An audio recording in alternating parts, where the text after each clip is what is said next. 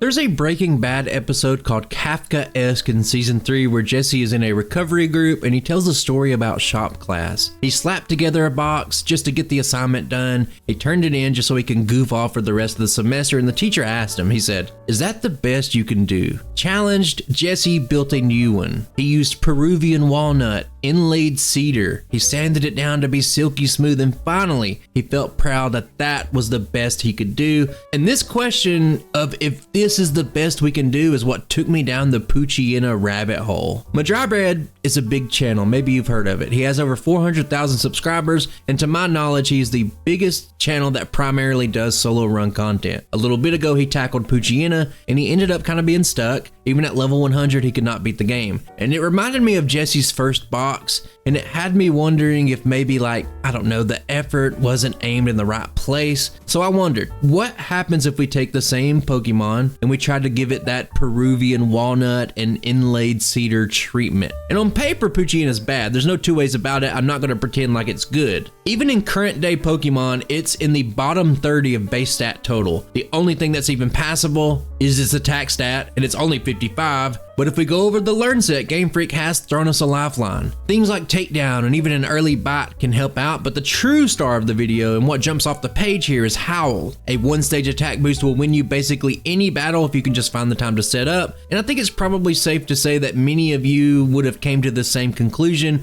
especially with how strong a move like Curse is in Generation 2, or things like Bulk Up or Calm Mind in Generation 3. And if you look at the TMs, Poochyena doesn't get much, but it does have access to decent coverage moves in Dig and Shadow Ball, and of course a maxed out Friendship Return. That's going to be the bread and butter. I'll also have the Bulbapedia link to the Poochyena Gen 3 Learnset below if you want to take a deeper look. And there are only 3 other Poochyena solo runs that I could find out there in the vastness of the internet, and I'll link them down below if you want to go on a Poochyena journey of your own. But Shro is a channel that also went to level 100. He used Double Team. It is a move that is banned in my rules, but doesn't really matter. He beat the game. Kronaast beat the game at level 92, and a small channel named Eastvan Plays beat the game at level 85. And a common thread in all these runs, and you can pause if you want to take a guess what that is for yourself, is that they kept Howl until the end of the game, and this is fundamentally where Madrybread began the run on the back foot from the very start. It was doomed from the start. He mentioned it in passing within the first few minutes of his video,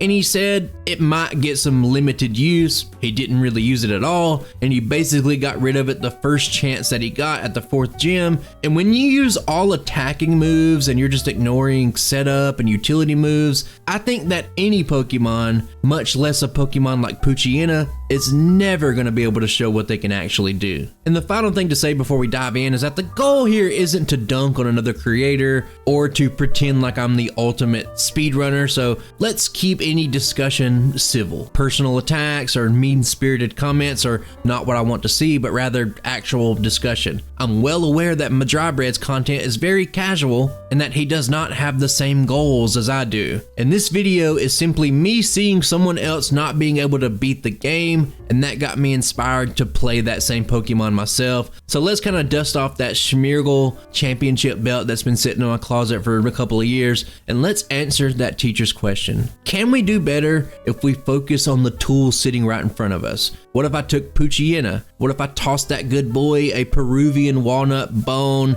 inlaid him's little Pokeball with an inlaid cedar collar, and then we used Howl to smooth everything over? And without giving spoilers, I think we have a pretty solid run ahead of us. And I'm going to show that with a little extra care and a little bit of planning, even a Route 1 doggo can build a box that's worth showing off. On Route 102, I'm going to battle everything as you might expect, and while I don't really want to focus on the individual battles this early, we can take a look at one just to get an expectation of how things usually go. On the 3rd battle, I can't really set up Howl like you would want to since Zigzagoon knows Growl, and when you have your defensive stats all in the 30s, you just take a ton of damage, and that's going to continue to feel worse and worse as the game goes on. Now I take a beating here, and that's going to be very common. Healing items are going to be very important for Poochyena, Poochyena, and there will be many battles that play out similar to this one. After healing, I'm going to make a trip back to Route 102, and I'm going to fight a pretty good bit of Zigzagoons for multiple reasons. The first is that I need a very specific amount of speed EVs for a battle later, so I might as well get it out of the way now. And second is that I want to get some extra experience in the early game because I'm using the Adamant nature today. It raises attack, lowers special attack, and I did 2 other runs before this. I was just doing a neutral nature because I was scared to drop any other stat. And while we don't use our special attack much in this run, a move like Bite will be very important in the early game. And I noticed lots of battles when you went from Adamant from a neutral nature, they would go from a clean 2-hit to a 3-shot range. So taking out these Zigzagoons now alleviates the only drawback of picking this nature. I know some of you have asked about EVs, and I'm not going to talk about them much right now, but I will have a dedicated section to the video where I just blab about them for probably way too long. But I did learn a little bit about them in terms of solo running, so we'll talk about that very soon. Moving on, I'm still basically battling everything except for Fisherman Darien. He's god awful, and you're better off fighting wild Pokemon, so I'm going to point him out here. Everybody look at him and laugh. No one battled this guy. Let's keep things moving. Here I want you to ignore that I refuse to use repels. I'm just being kind of lazy. But Poochyena did kind of force me to brush up on items and hidden items in Emerald, and things you wouldn't normally get, like a potion and a super potion that's available behind the flower shop. I'm gonna grab them today. And I initially wanted to point out a ton of things for this video, but for reasons that I'll get into later, I didn't really need most of them, so I didn't really do it. We will be skipping Roxanne, going straight to Route 116, and I'll be battling everyone except for youngster Joey. He's somewhere up here. He has a Machop, and unless you want to get beaten to death, you will skip him. The Zigzagoons earlier ensure that I do hit level 13 at a perfect time right before the hikers, and Bite at that point is a godsend. Now, if you had to do this with only resisted tackle, Poochyena might need to get up to like level 25 or higher, but eventually I do take out all the gym trainers, and finally we can take a look at the first gym.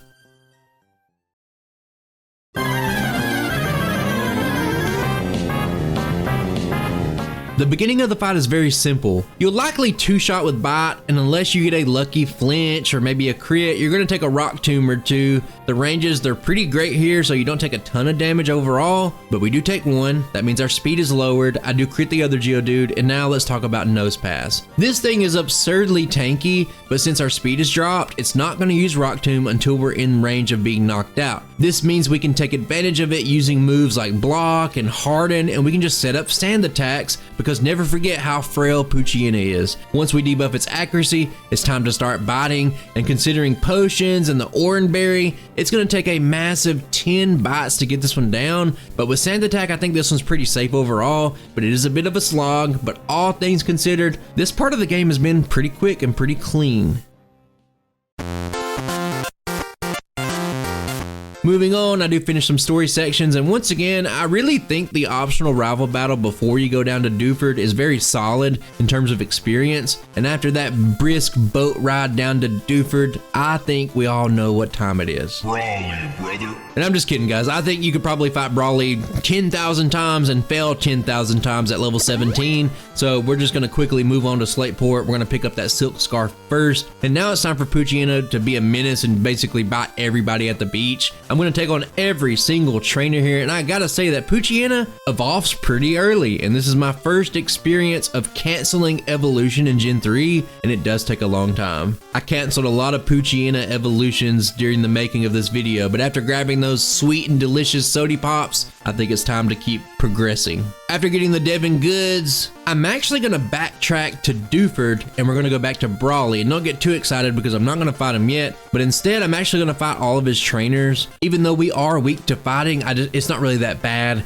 and I do need an absurd amount of experience in this early game, so I didn't really see any way around it. And this is going to lead me into perhaps my most hated battle in the entire game. These two trainers with the Plusle and Minun. I feel like I bring these up a lot, but this battle is designed to make you pull your hair out and use all of your resources. God help you if you only have physical moves. But here's some of the boxes that this battle checks. Near guaranteed paralysis to force you to use your cherry berries. Growl to lower your physical damage. Orange berries to survive just a little bit longer. And every single thing about these battles, even right now I'm getting a little heated, I'm getting a little mad, but we do survive, we can move on. I hate these people. And that's gonna lead us to the trick house for the first rare candy. I don't really need to go into too much detail, I already have in other videos, but it's kind of slow, but Poochyena really does need all the help that it can get. I'll also be going to Route 3, picking up some trainers there, and I do, disclaimer here, I mess up my experience slightly, but I will be using that rare candy to hit level 25, and that's gonna bring us to the next obstacle.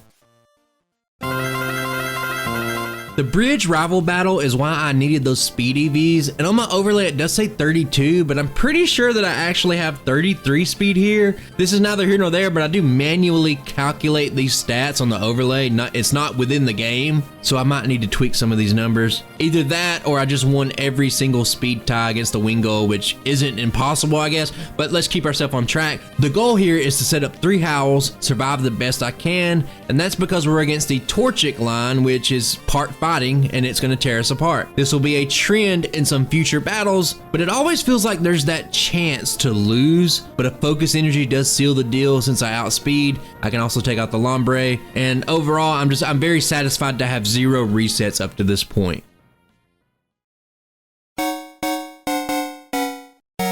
Now we're gonna get to the interesting part of the run. I'm going to take on the Winstraight family, and I've been asked about EVs a good bit during my time in Emerald videos, and my sentiment is that good Pokemon don't really need to worry about it, because the ultimate goal, and let's not forget, is to beat the game as fast as you can, and training on wild Pokemon is generally very slow, but in the situation where you're a bad Pokemon, I think it's probably worth it, at least some. That's the upfront opinion. Even further than that, I think it'll be worth it on slow Pokemon that are good, but we'll talk about that in a second. Let's slow it down because the prize for beating these battles is the Macho Brace. A side tangent is that I'm not sure what a Macho Brace is supposed to be. It kind of looks like this back brace vest hybrid item. It's definitely not just a back brace that you would see like lifting weights. The sprite is kind of confusing to me, so I guess I finally found a use for that Smeargle Championship belt that's been just collecting dust for years and years, and this is what it's been reduced to. One day you're beating every single person in an open Scott's Thoughts race, and the next you're strapping the reward to a Poochyena because it has no use. Such is life, my friends. But I'm gonna make the bold decision here to backtrack all the way to Route 102, and I'm gonna be bending the rules slightly here. But if you didn't know, I have a list of Pokemon that I guarantee to appear for HM users, like Zigzagoon for an early cut, and if I just don't catch it, they'll always be here. And before I get into my talking points here, after this I'm also gonna go to Route 103 for even more EV training, so Poochyena has a 60% to appear there.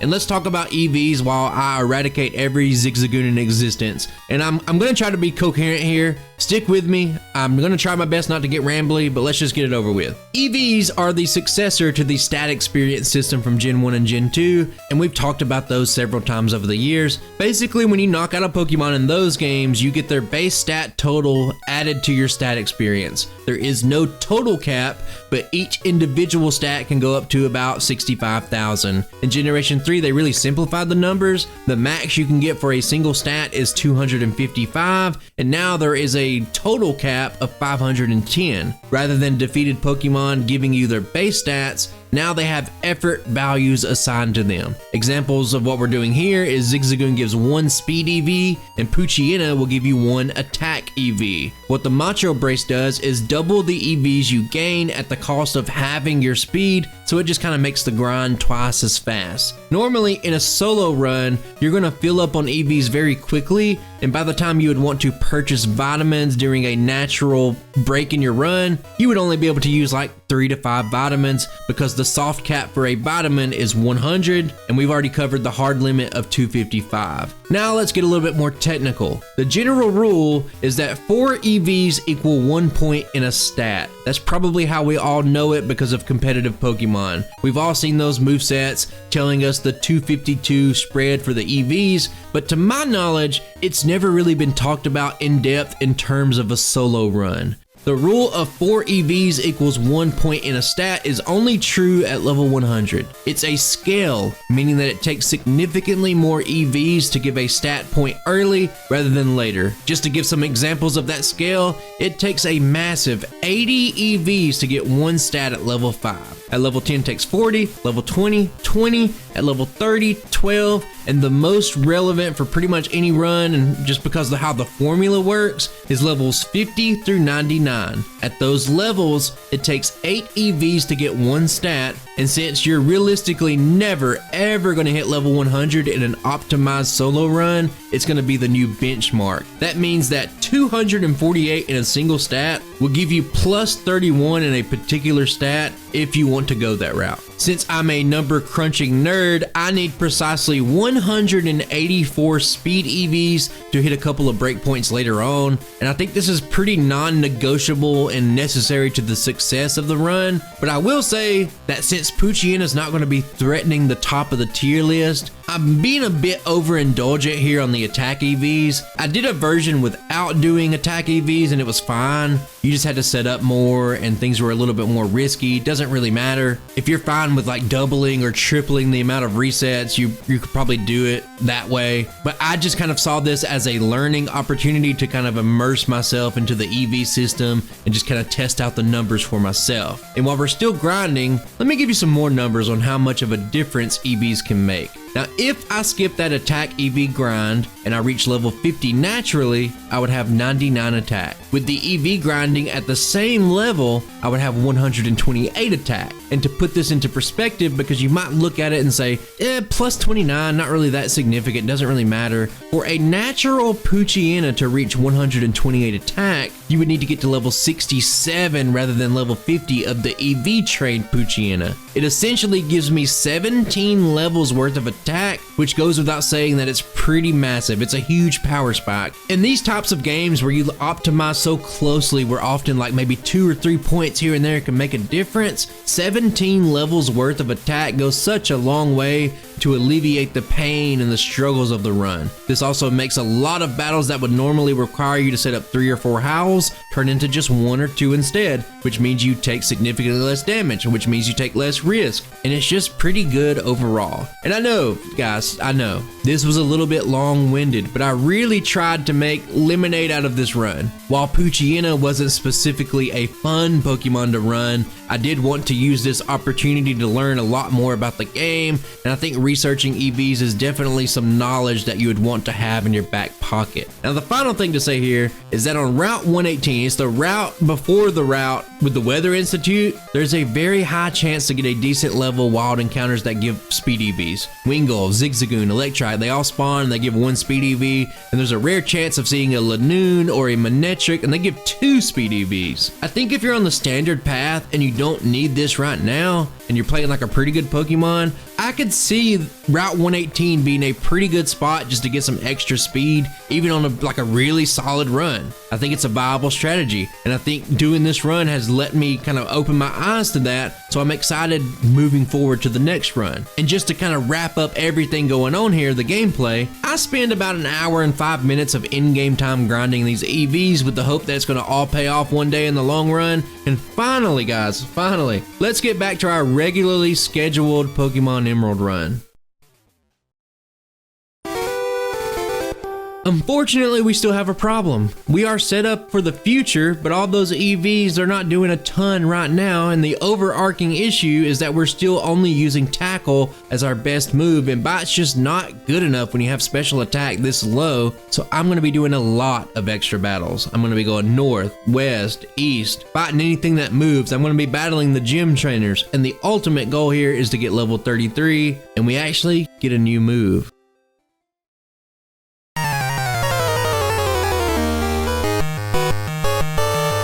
At level 33, we learned Takedown, and I find it kind of ironic that this is the second Emerald run in a row where I'm going to be using Takedown a good bit. It's a move that everybody seems to hate, but we do still have the recoil to worry about. With our EV training, I actually outspeed Voltorb, and the goal here is to set up once on the Electrike. I'm going to say this a lot, but the idea is very solid in practice, but Electrike calls an audible here and actually goes for damage, and that throws a wrench in my plan. Now the fight starts to go downhill. I'm not actually using a Cherry Berry because I felt like maybe I could just power through it. I did it a lot when I was testing this run out, but Magneton just crits, and that's going to give us the first reset of the run. And I'm going to reset again after this, and it has to be said, I have a 92% chance to two-shot the Magneton, and I'm going to fail the range. So that's very unlikely. Unlucky. That's what you say when you combine unlikely and unlucky. We made a new word today. But at this point, I have to kind of admit to myself that my strategy wasn't the best, and I have to go back to that tried and true Cherry Berry rather than being stubborn. And this is how Electrike goes 90% of the time. It knows that it does not do a ton of damage, so it's going to prioritize Howl so I can get one extra setup, give me better ranges than before, and obviously with the Cherry Berry, the only way to really fail is if I miss takedown with this 85% accuracy. Manectric still does barely outspeed me, and if you really wanted like the really high consistency, you would just level up, but I think this is fine. I have enough health to where it'll still go for Howl. And finally, this extremely bloated early game has come to an end, and we have the third badge. I wish that I could say that it's smooth sailing from here on out, but a little puppy's work is never done, so I gotta stay on that grind. I am going to battle the majority of trainers on this round trip going through Fall Arbor so that I don't have to struggle too much going ahead. There's gonna be lots of battles, and we know what regular battles look like, so I don't want to go too deep showing everything, but I do fight 18 total trainers on this route. And some other things to note is that for a little bit, Secret Power will take over as my primary move just to get through the battle. And I am going to pick up Dig for later. I also want to address something from the last Emerald video. I think there were at least 2 comments telling me that going down through Verdant Turf was the fastest way to get back to Mauville, but I want you just to look at this footage. Tell me that using an escape rope and just teleporting back to Mauville isn't faster. It only takes a few seconds. Even if we pretended that there wasn't a mandatory battle if you go south through the tunnel, you would still have to perfectly navigate the entire route through a lot of trainers. And I can't really say if maybe like Ruby or Sapphire does this part different, maybe they added that trainer, but it is a 100% fact that escape rope into Abra teleport is the way to go here. Just watch the speed run. I do learn a lot from you guys. I appreciate all the comments, but you just have to trust me on this one. Moving on to that first maxi fight, it can be annoying, but nothing too crazy. Getting to +1, which takes 2 howls to offset the Intimidate, is pretty much all you need. Sand Attack, I hate it. What else is there to really say about it? But remember, Sand Attack only leaves you at 75% accuracy in any generation that's not Generation 1, so I do miss a time or two. I take some damage, who really cares? We make it through, and what I want to highlight here is that Emerald has 2 ways to get the move return. Normally you would just pick it up in Pacific Log, but if you pick up the meteor right here, you can exchange it for this move right now if you wanted to, but I will hold off in just an attempt to make things a little bit more efficient. The path eventually takes us to Lava Ridge, and let me say that I love progression and the feeling of finally getting something down. There's a very specific path to get to Flannery without fighting any optional battles, and there was a time where I had to use save states and kind of look over notes and just kind of fumble my way around to make this work. So when I'm watching back footage where I learned the route and I'm executing it like it was second nature on the very first try, it's just very satisfying to me to see. Neither here nor there. Let's just dive into Flannery. This one, pretty simple on paper. How many times can you say that in one video? I don't know. Every battle is pretty simple in practice, but it feels like the low stats make a lot of things kind of fall apart when you need them to work right in one long sequence. Setting up one time looks great, and it lets you just fly through the fight without any issue, but Torkoal is pretty tanky, and when you are going for that 2-shot range, you open yourself up to overheat. It hits incredibly hard, and with special defense this low, it's gonna obliterate us for another reset. The solution here, and we'll see this several times in the video, similar to Roxanne we saw earlier, I kind of do this on the fly. I hated how that first attempt felt, so I decided to fully Sand Attack, because basically every Pokemon here has overheat, and it hurts. I don't want to get hit with one. And I just set up to +5 just because I thought there's no way anything could survive a +5, and that's right. I use Secret Power, make it through. That's about all there is to say. After the battle, it's time to grab another candy in the desert, and let me talk about items. I mentioned earlier that I really dug through the map of Emerald to find vitamins and other high money items, but the reality is that since I maxed my EVs early and I've already afforded all the items I need, I didn't need them. I had planned to show off all these extra tens of thousands of Pokédollars that you can find, but I think I'll compromise. I'll show one here and there. There's a hidden protein in the desert. It's about where Mirage Tower would be, kind of gets in the way. There's also 2 star pieces worth 1,000 Pokédollars, but $1,000 not really that much, but they are here. This is also the spot that makes the most sense to return to Fall Arbor to pick up Return, and since we've done so much grinding already, Return is already hitting pretty hard. It's already outpaced other similar moves, and it's also time to learn Dig, essentially marking the end of using any special moves from here on out. From there, it's finally time to tie up some loose ends, and that means it's time for Brawly, brother. But rather than bill this as some sort of huge threat, we can just steamroll it. 1 hits, we outlevel it by a lot. It is what it is. I think Brawly definitely suffers from the Erica effect from Gen 1, where Erica is this incredible gym leader in Pokemon Red with the Victory Bell lead and the Razor Leaf and the Sleep Powder, but she's significantly less threatening just because of how long you can hold off on fighting her, and Brawly is exactly the same. Norman is also like a lot of battles in this run. I'm repeating myself. It's fine if you can just find that little bitty pocket to get your setup. Here I think +2 is fine, but this is going to be the introduction to one of Poochyena's biggest enemies, hitting itself in confusion. When your attack stat is 5 times higher than your defense, it's going to absolutely decimate you to the point to where you can't recover, and with Teeter Dance, we almost make it here, but we take a ton of self-inflicted damage, and that's going to be another reset. And I think this next attempt really shows the dichotomy of the runs. I get my setup, snap out of confusion at the right time, and I'm just going to go on to win pretty easy. I use Dig, which is typically used to avoid counter from slacking. I guess you could also just use Howl on those turns, but I really didn't need to. I guess I could have. I also outspeed the rest of the fight, so you can see those EVs really paying off. And for a fight that's notoriously pretty difficult, Poochyena surprisingly looking pretty good. Things are going to get a little bit more streamlined for a while because the grinding has kind of stopped for a bit. But I have to mention Route 118. This little stretch of the game from here basically all the way to Lily Cove contains an absurd amount of high money items. There's so many vitamins, nuggets, and hyper potions and good berries and rare candies that it's hard to even find a Pokemon that would even want them all. This is also that spot I mentioned earlier where you can pick up a ton of speed EVs, and since they're pretty late in the game, they actually give you a decent amount of experience, and it takes place at a time during the run where you should have enough EVs left before the cap to kind of get to whatever you want to, at least in one stat. Now after taking out Shelly with her mwah, chef kiss perfect hair, it's time for another rival battle. I'm gonna lose here. That's where we're gonna start with this one. I don't even try to set up Howl. I guess I'm getting kind of cocky right now. I'm just proud of my dog, you know what I'm talking about. Probably a mistake on my part, but I didn't need to. And once again, confusion damage, that's the big issue. That and the fact that Pelipper is just extremely annoying. It likes to spam protect, but yeah, I basically got soloed by a level 29 Pelipper here. It is what it is. What are you gonna do about it? In hindsight, I think it's always worth it to set up Howl since you know it's gonna use protect, so why not just do it anyway? I don't know. Sometimes you're stubborn, sometimes I'm stubborn, but what matters is that you get over it. It just makes the fight so much cleaner. There's really not much to say outside of that. I outspeed, and I just kind of got caught up in a minute just thinking that brute force was better than using our Lord and Savior Howl.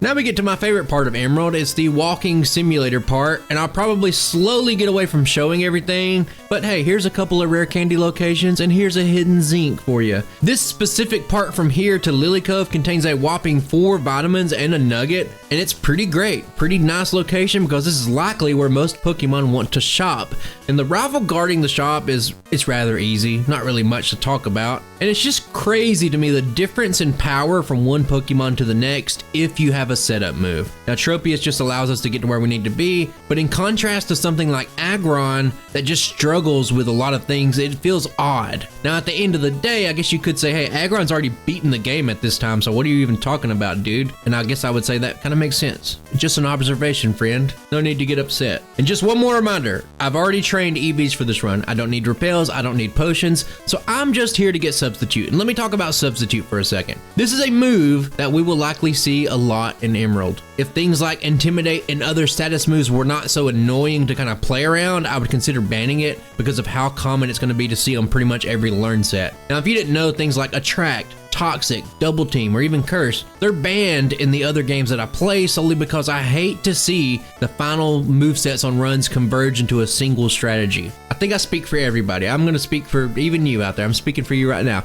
No one wants to watch the majority of runs end with the same learn set. Like, oh, I'm using Curse, Return, Protect, and Rest. Oh, that's an interesting crystal run. No, it's boring. You want to see variety. Everybody wants to see variety. It's the spice of life. But for now, I do think Substitute does stick around, but I'm always curious on anyone else's thoughts on the matter. In Mount Pyre, we're finally going to do a slight detour and actually explore just a little bit. We're going to get Shadow Ball. You do have to fight 2 trainers and you have to avoid a few regular spinners, but at the end of the day, it doesn't really take that long.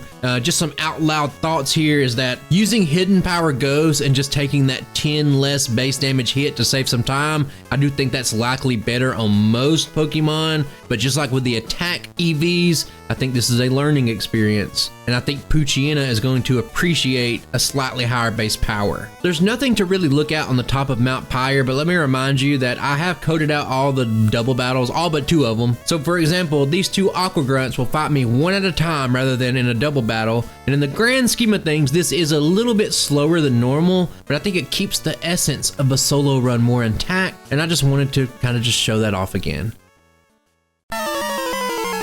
Winona isn't really that bad. I told myself in the practice runs that I would just eat the Parasong and take a reset, but it just never happened, not even once. And I did this fight a good bit of times. I can only think that maybe it's because of our dark typing, but I would think it would be similar to Generation 2 AI, where there's like a status layer that doesn't really care about type effectiveness, but that's really neither here nor there. Let's not go on it. +2 is what I liked, but for the 32nd time in this run, it's a range, and what works in practice just never translated over to the final run. There was lots of bad luck, and that means I'm gonna miss the 2-shot range on Skarmory, not once, but twice. And when you give a Pokemon multiple extra turns against a Poochyena, I think that's a recipe for a reset. Now, once again, this is going to require an on-the-fly solution, and I think it's really simple here. Just set up one more Howl. This is going to push you way beyond that 2-shot range. It's not even a question anymore. It's going to reduce the damage you take, and since we have enough speed, it makes this one really straightforward. Now, do notice that even a good Poochyena battle,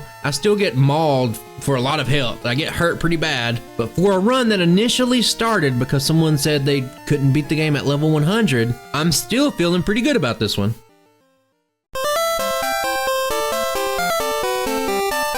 With Fly in hand, let's zoom around. We can do a few quick sections of the game. First, I'm gonna go ahead and grab that rare candy near the abandoned ship. And let's go ahead and flip over to the Maxi fight in the Magma hideout. Now, my commentary here is that Substitute is just really good. It trivializes that usually annoying Mightyena, and it gives you a chance to get free setup. You offset that Intimidate, and it just makes it a breeze to get through. It's like taking a little nap. Now, after the battle, there are several good things that you can get here, but you won't always get them. A lot of times you'll skip most of them, and let me just talk about them. Since Poochyena's strategy is to spam return 90% of the game, the PP max just makes a lot of sense, and in my opinion, I think this rare candy in the Magma hideout, it's like in the bottom 3 of taking the longest to get, but when your Poochyena loves candy, you'll do anything to get it, so I grab it. There's also a nugget here, and I can't stress how much money Pokemon Emerald just has laying around if you know where to look, and considering that the EV system is capped, it's just crazy. There's a lot of money that you can't really use in this game. I really don't need to cover the Aqua hideout, and I'm not really going to. I don't have to, it's my video. The Matt versus Matt battle is a rare occasion, but instead let me say something else for this video. I don't mind the hideout sections. The Aqua hideout section specifically, it just feels like a nice change of pace to me. There aren't many mandatory battles, and you get a chance to practice dodging a few grunts. There's items like a max elixir if you really want it, and overall it's just pretty quick to get through. It offers this nice aesthetic that you don't really see anywhere else in the game, and as a dungeon, I always appreciate it when the design is just not another cave, you know what I mean? Before we inch towards that 7th gym, I do go down slightly to this little island to get another candy. The battles aren't really worth getting into, but the guy on the right does have a Skarmory. It's so annoying, but shout out to Generation 3 for actually featuring such a good design for a Pokemon, unlike Generation 2 where it debuted. I love Skarmory. Why do I not have a Skarmory video? Afterwards, let's talk about Shoal Cave. Why did I say it like that? I don't know. In the footage, I'm going to get the High Tide candy as well as 4 shoal shells, and that's what's going to kind of play out in the background here. It really doesn't take much time to get it all. Now, one of the many cool things in this version of the ROM I'm doing is that if you exit and re-enter the cave, the tide will change, eliminating the need to wait for real life time for this to happen, and this opens up better strategies like getting the shell bell. Now, for the low tide, you just got to pick up 4 more items called shoal salts. I'm tired of saying shoal, and then give it to the old man, but let's talk about the shell bell for a second. This is a very rare healing item available in the standard Generation 3 solo run path. Leftovers are available in the post game, but I don't really care about finding Steven Stone. The long and short of why is because it's not in the official speed run, it just feels like a waste of time, but that's really just my opinion. There's a reason there's no Steven Stone percent. No one cares, no credits roll. It's not an ending to the game unlike Red and Generation 2, but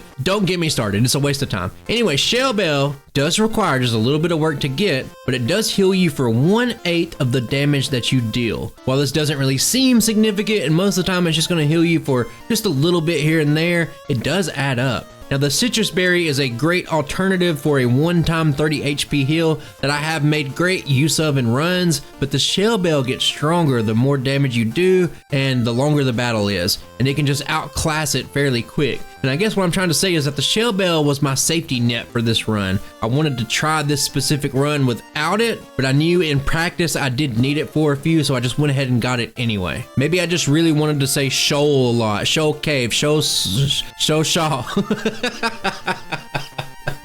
Shoal shells, shoal shot, shoal cave, shell bell. I'm losing my mind right now. Anyway, we're gearing up for this Tate and Liza battle, and believe it or not, this is one of the last grind sessions that we're gonna have to do in the run. It's almost to an end. I'm going to battle every single trainer in the gym rather than just go ahead and do something like Surf to Pacific Log, just because everything's already here. It just seems easier to do. Now, with that said, Tate and Liza is generally the hardest challenge in the game, and it's not because, you know, it's some well thought out strategic battle that requires a lot of thought. No, it's because it's unfair and it's a numbers game and you're outnumbered and it just doesn't feel good. But today we have a dark type Pokemon. You're never going to use special attacks with Poochyena this late in the game, but we did pick up Shadow Ball, and one of my initial questions with Poochyena after you get out of the early game was how would it handle this normally tough fight with a type advantage?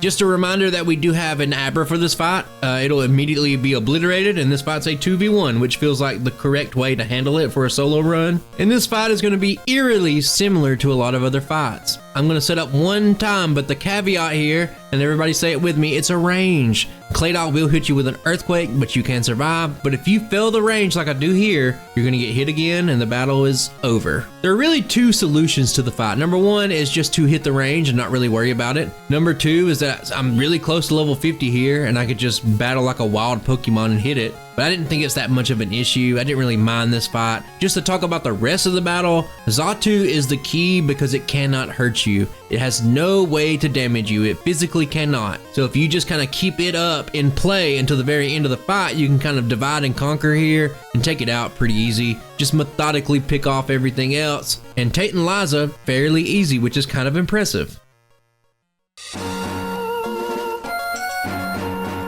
Now I want to blitz through some of the less interesting parts now, and first up is the space station battle. I'll just throw the start here because you already know how it goes. Substitute, I get to +3 attack, bada bing, bada boom, you already know. Archie on the seafloor cavern, exactly the same, so I feel like it's not worth going into. Once again, any battle with a Poochyena, you can just easily hide behind the substitute, set up, and sweep. Next up, we're gonna do that gauntlet down to Pacific Log. I hate this part of the game. And then we do the Weather Trio side quest, wake up Rayquaza, and now I'd say we just jump straight into Juan.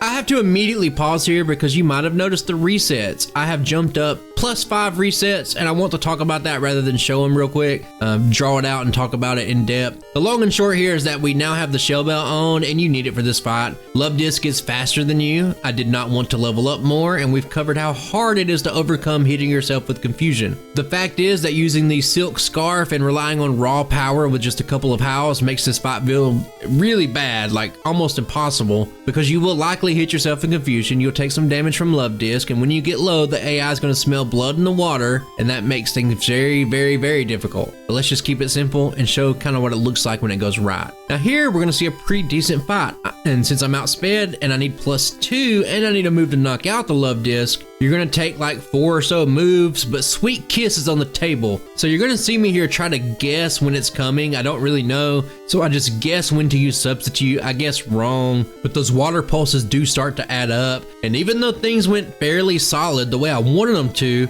don't forget that I'm a Poochyena and I still get down to the red health. Now this was a very, very common outcome without the Shell Bell, and this is why I had so many resets, because you're never going to get past the Kingdra, which is the last Pokemon. You don't outspeed it, so it'll always knock you out. So since it's the last Pokemon that Juan's going to send out, it allows you to equip the Shell Bell and then just slowly and methodically gain health back until you're fairly healthy at the end. Now once you're this healthy, Kingdra will just likely go for double team, and all you gotta do is hit it once and that's the battle over. That's how you're supposed to play this one.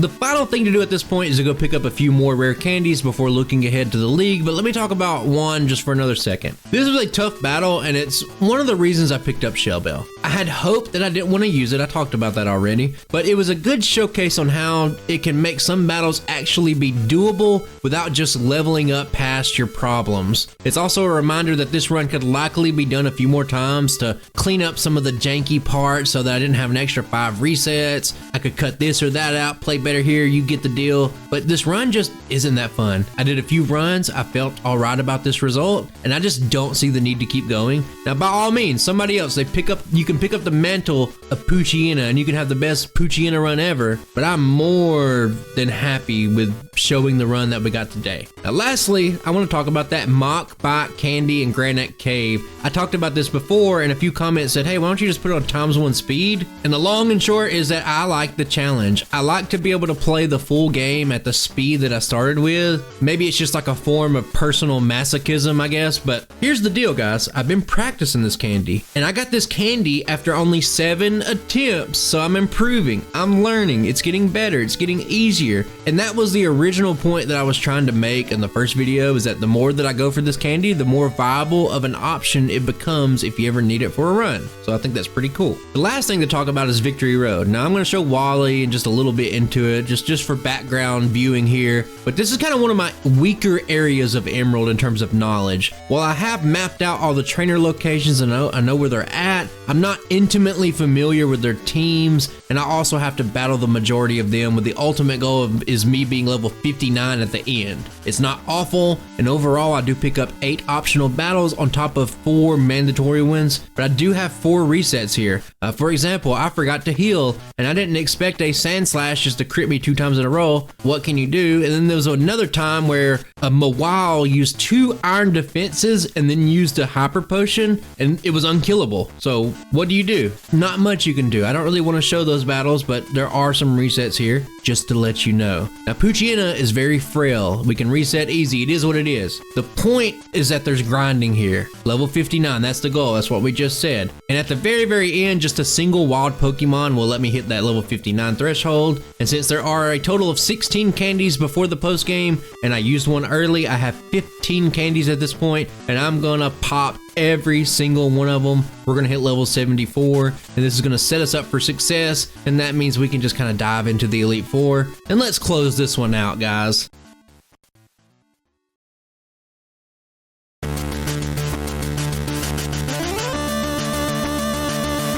Now that we're super powered and we'll never lose again, you would think that I'm about to one-shot everything, but hey, slow down, big guy. What have I said about jumping to conclusions? Substitute and setup is going to be the play here. We've seen it time and time again, but early on a double edge breaks my sub, and here's how things kind of happen. Confusion. I do set up, I get swaggered, and when you have 467 attack compared to 90 defense, I think you already know you're pretty much going to one-shot yourself, so I immediately reset in the Elite Four, and that's a great start. It gives me a lot of confidence. This fight is actually really simple, and I think a sand attack slipping through is basically what caused that first attempt to fail. But if you could just avoid that, it's so simple. Just get to +1 and use return. That's all you need. The difference between this battle and the failure from the last attempt, it was night and day. And I think the Pooch is ready to take off after having a little appetizer here. +1 is going to be the play once again, and it's going to be a free +1 because Dusclops basically always goes for protect. It's one of those dirty protect users. Dusclops. Imagine going against a team of Dusclops and Pelipper and Shelgon. God help us all. But I have the speed here. I got the damage. Shadow Ball doing all the work. I think we can move ahead. At this point, I'm feeling good because we got yet another fairly easy battle, but you do have some options here. You can risk a +1, and the risk would be that the Wall Rain survives and actually gets a move off on you. And I didn't really want to risk some shenanigans, so I'll just take a hit from Celio, which is weaker, get to +2, and at that point, Poochyena, we're unstoppable. We're just going to roll through the fight, and just like that, another one's down. Drake's not too complicated, and Shelgon is fairly easy to set up on, but it's almost like a coin flip here. Now, it's going to use Protect, letting you basically get a free Howl, or it's going to use Rock Tomb, meaning that you probably should have used Substitute instead. Now, saying that out loud is kind of clear to me that you should probably always start out with Substitute, but I'm not really here to criticize my past self, but I'm just know this. A speed drop is an instant reset, and you need to be +3 for this fight. The speed EVs earlier were specifically to outspeed Flygon, and if you can just get to the point where you need to be, which isn't that hard against Shelgon, you'll sweep through the fight until you reach Salamence. Now, +3 here is so that you'll be at +2 after the Intimidate, but it really doesn't matter. Somehow here, my Substitute just lasted the entire fight, so I can't die no matter what. I'm set up. I have +3. I ignore the Intimidate mechanic. We win, and that means that we have just one battle left.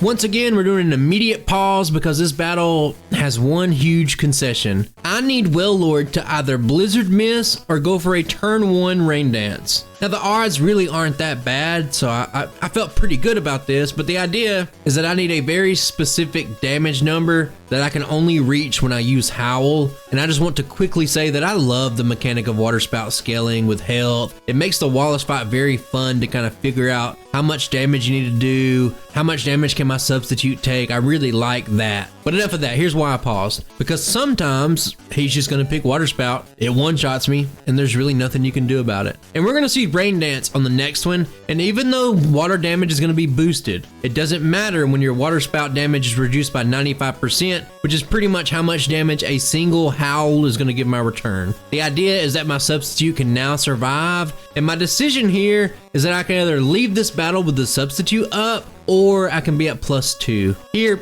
everything doesn't go perfect. My sub is destroyed, but I do progress in the fight being at +2 attack. From there, I outspeed and I have the damage for everything from Tentacruel, Ludicolo, Wishcash. So it's kind of an up and down real quick situation where all I have to do is drool on myself, hit the A button, knock them out. But now let's talk about Gyarados because I'm very proud of this strategy if you don't have Substitute present. Intimidate sucks. I hate Intimidate. But it just so happens that a +1 return will still do enough damage to guarantee a full restore basically. You just need to take one move, and whether you believe me or not, Poochyena can actually survive a Hyper Beam even though it missed here. But anticipating that full restore lets me get back to +2 for free, which guarantees this one shot. But more importantly, it's also going to guarantee that one shot on the Melodic, which means that Poochyena is going to end the run.